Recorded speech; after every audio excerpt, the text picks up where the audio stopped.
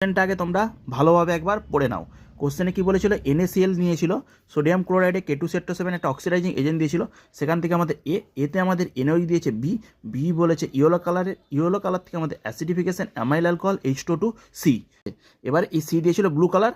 এবারে বলেছে if XYZ এই ভ্যালু অফ X+Y+Z তাহলে প্রথমে তুমি সি কম্পাউন্ডে আসো, সি কম্পাউন্ডে কী হবে, তাহলে NaCl যদি আমি সোডিয়াম ক্লোরাইডে K2SO7 H2SO4 দিই, আমাদের ফার্স্ট কম্পাউন্ড কী তৈরি হয়, CrO2Cl2 মজার ব্যাপার, ঠিক আছে। এখানে যদি অক্সিডেশন করে দিই, এটা কোথায় চলে যাবে, CrO2Cl2 K2CR27 H2SO4 দিয়ে অক্সিডাইজ করছি।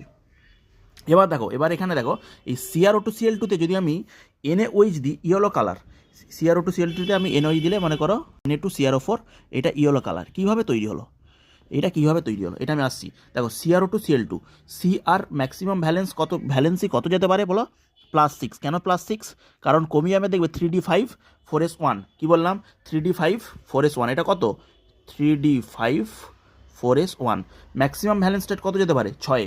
দেখো এখানে এইগুলো হচ্ছে ওই জন্য -2 করে অক্সিজেনগুলো, আর এটা -1 করে, আর লিখছি না।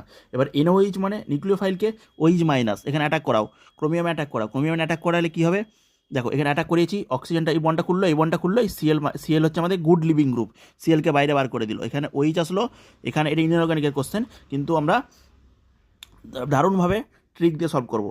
এটা আমাদের কী হলো, অক্সিজেন আসলো, এটা OH, এটা C+O, আমি এটা উপর দিয়ে দিয়েছিল ও, আর একটা OH যুক্ত হয়ে গেল, আর এখানে যেমন ছিল Cl আসলো, আবার এখনও আমাদের OH আসবে, আবার এটাকে অ্যাটাক করবে, এই বন্ডটা ঘুরবে, তাহলে এই বন্ডটা যদি ঘুরে যায় তাহলে আমাদের কী আসছে, আবার এটা আসছে OH হয়ে যাচ্ছে। দেখো এখান থেকে আমাদের আসছে Cr O+O, এইটা O নেগেটিভ, এইটা O নেগেটিভ কেন নিলাম, কারণ আমরা এখানে বেস ইউজ করছি, তাহলে সল্ট হিসাবে রয়ে যাবে, মানে Na এখানে প্লাস হবে, আবার এখানেও Na প্লাস হবে, তাহলে তৈরি হলো কি CrO4 Na2, তাহলে Na2 দেখো, এখানে দেখো Na2 Cr 1 2 3, তাহলে Na2CrO4, এটা কালার কি, এই কালারটা আমাদের ইয়েলো কম্পাউন্ডে কালার দেখা যায়, ক্রোমিয়ামের আমাদের কী বলো কম্পাউন্ড। এবার সিতে বলেছে ব্লু কম্পাউন্ড মানে হচ্ছে আমাদের যদি অ্যাসিডিফিকেশন অ্যামাইল অ্যালকোহল H2O2, এটা একবারে যদি রিয়াকশন করি আমাদের একটা বাটারফ্লাই স্ট্রাকচারের কম্পাউন্ড তৈরি হয়।